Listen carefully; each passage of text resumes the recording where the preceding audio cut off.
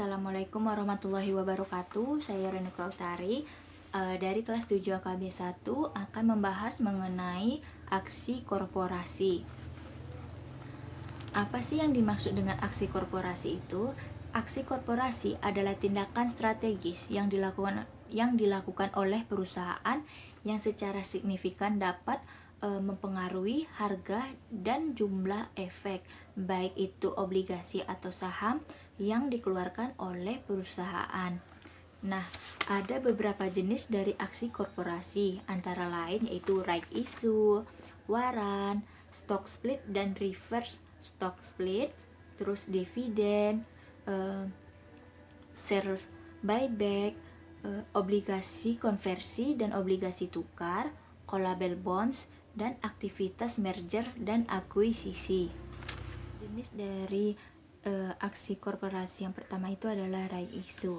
Right issue atau hak memesan efek terlebih dahulu merupakan pelaksanaan dari preemptive right, yaitu hak yang memungkinkan para pemegang saham untuk menjaga porsi kepemilikan dan hak suara dalam RUPS, yang mana berupa prioritas untuk membeli efek yang baru diterbitkan oleh perusahaan sebelum ditawarkan kepada pihak lain.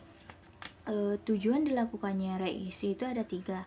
Yang pertama, untuk menghimpun dana dari publik, memperkuat struktur modal, dan menambah jumlah saham beredar sehingga meningkatkan likuiditas. Untuk landasan hukumnya sendiri, right issue itu terdapat dalam peraturan Bapepam LK nomor 9.D.1 tentang HMETD atau hak memesan efek terlebih dahulu. Nah, selanjutnya itu adalah pengaruh right issue terhadap harga saham. Nah, karena right issue ini merupakan sinyal bahwa perusahaan membutuhkan dana tambahan dari investor, oleh itu tanggapan dari investor dalam setiap transaksi right issue itu beragam, tergantung dari latar belakang dan pelaksanaan right issue itu sendiri.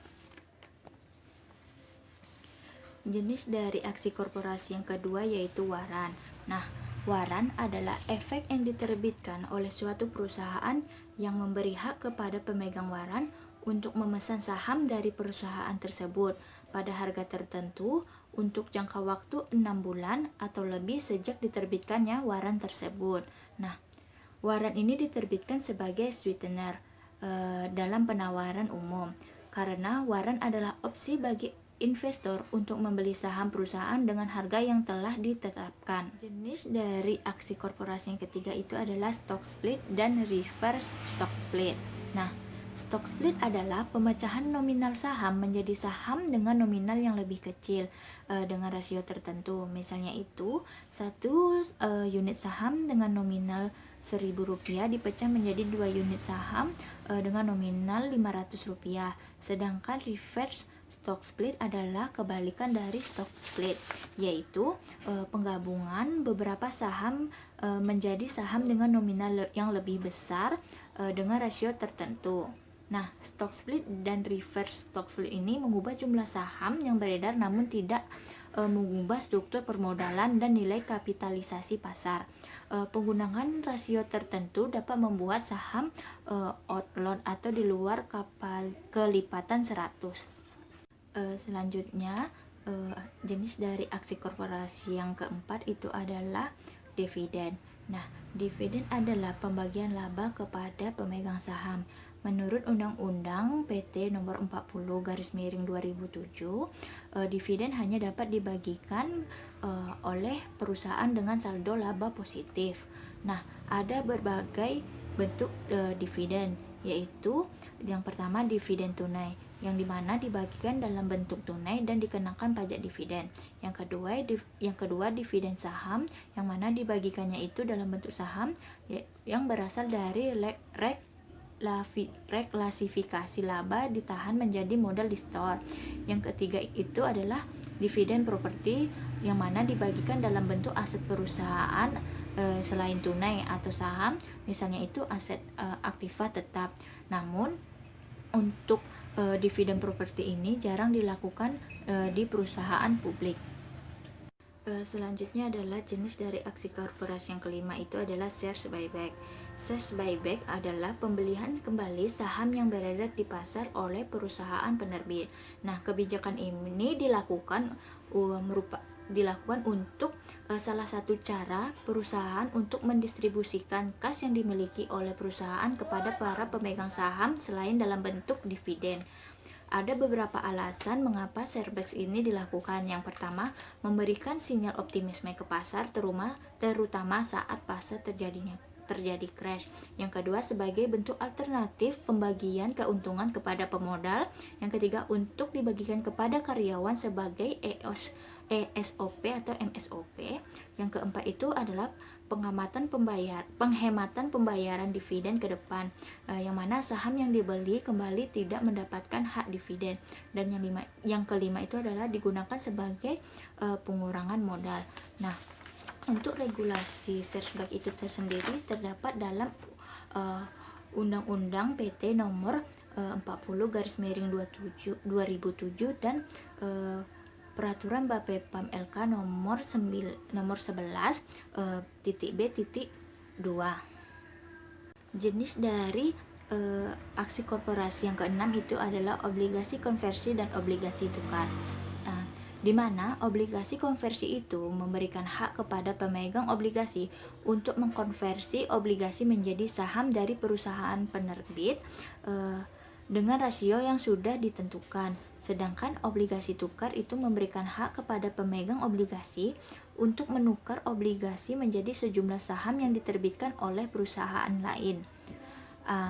Ada keuntungan yang akan diperoleh bagi penerbit dan bagi pemegang saham. Nah, keuntungan yang akan diperoleh bagi penerbit yaitu kupon lebih murah dibandingkan obligasi biasa karena kompensasi atas hak konversi atau tukar.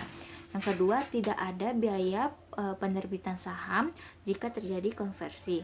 Nah, bagi pemegang saham memperoleh keuntungan yaitu kupon lebih tinggi dibandingkan dividen.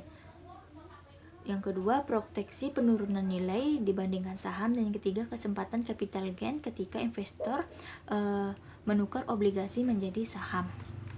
Nah, selanjutnya dari jenis aksi korporasi yang ketujuh itu adalah callable bonds.